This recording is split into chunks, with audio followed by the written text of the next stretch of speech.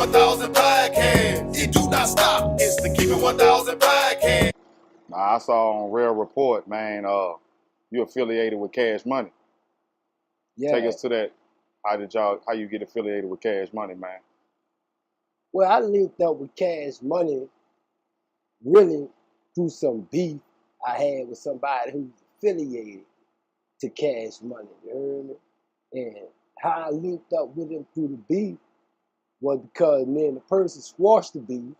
When we squashed the beef, I wound up linking up with Stunner on the outside, you heard me? Seeing him around Detour one night, and I approached him and we chopped it up. After we chopped it up, we linked up that same night, tore the Detour down, and we've been linked up ever since, man. What year was that? That was in, what, 99, 2000. 99, 2000, you heard me? So that was around the time the Hot Boys was smoking and all that. Yeah, but this was at the time when I really went around. A lot of them had leave and it was left. They had left. Yeah, you 2000. feel what I'm saying? When I came around, Juvie had already left. He had just left. Jeezy had them just left. Fresh was still around. Wayne was still around. Turk was still around. You know what I'm saying?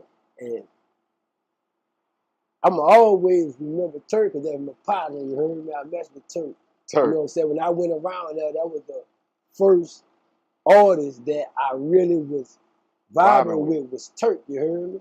Because Turk was in the hood for real. Not saying they wasn't, but Turk was like in there, you feel what I'm saying? Yeah. So me and Turk used to link up all the time, you feel me?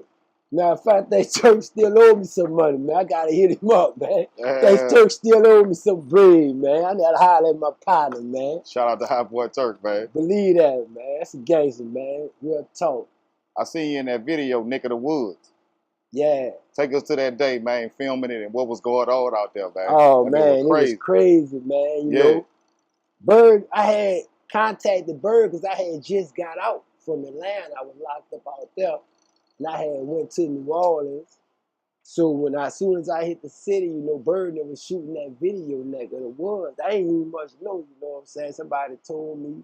I made a call. We linked up. I went out there on the set. Wayne was out there. So Wayne really the one that gave me to go to do the role in the Neck of the Woods. The Birdman snapped in the pool, you heard? Yeah. So you just showed up and got in there. Because the thing was this, they knew I just was coming home, you feel what I'm saying? And at the same time, I was coming home from Atlanta where I had caught a charge at. I had caught a rape charge out there. Come on. And I really stayed silent because my whole thing was, it was a bogus rape charge, but they wanted me to say I was working with Cash Money to drop the charges, you feel what I'm saying? Yeah. And I'm like, no, I can't do that because y'all trying to, that'll be a lie, and I know y'all trying to come up. I won't get out bad because they was shooting the video. I was like, but you know what? Forget that video. I ain't going out like that. No, man, I ain't about to do that. I ain't about to sign nothing, man. So them bitches was just trying any way to get them niggas. Yeah, so I sat in there and I took my lick. Even though I knew I ain't do it, I wound up having to carve out on the charge. How much time you did? I did 3 years on it. Damn.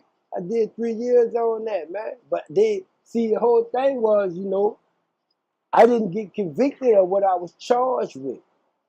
You feel what I'm saying? I got convicted of a way lesser charge. But it still was a sex charge, but it didn't relate to the original charge. See, when you be in the courtrooms, if they can't get you on something, they'll just put you on anything just to get the conviction. You feel what I'm saying? It's dirty. And your thing gonna be this. People will sit back and say, well, why you take the conviction? Well, you tell me what you gonna do. If you don't take the conviction, this statute of limitation is 10 years. You gonna sit in there 10 years and sit it out? Or you could get a deal for 3 years on a lesser charge? Or you gonna sit in there 10 years and sit it out, and then you gonna sit it out? So you went ahead and because they're gonna keep getting setbacks, and the judge gonna keep granting them. Ain't nothing you can do about it. Right. You know, I went a whole year without going to I was seeing the courtroom. Yeah.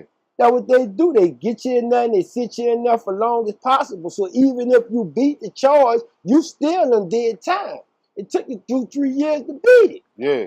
So you still done lost 2-3 years of your life just fighting a charge. Right. You know what I'm saying? A charge which they never had nothing on you. Right. So should you be, my thing is this, should a person be locked up on the charge? They say innocent until proven guilty, but do you got a right to confine me? You confining me and then you finding out I'm not guilty. So you bringing up charges just so you won't look bad. You got to just let me go. Right. That's what you're supposed to do, but y'all never do it. If you can't convict me of the original charge, don't find no lesser charge, because I ain't in here on no lesser charge. Right.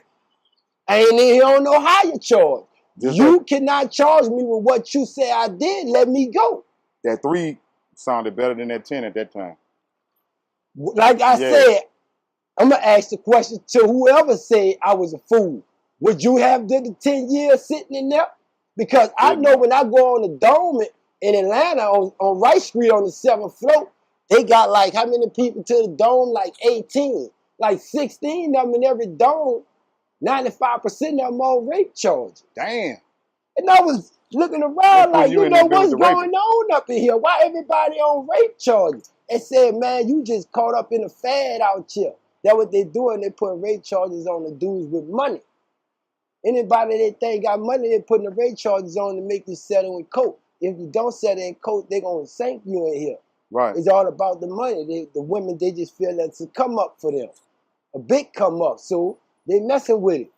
And the courtroom know what they doing. And they allowing them to do it.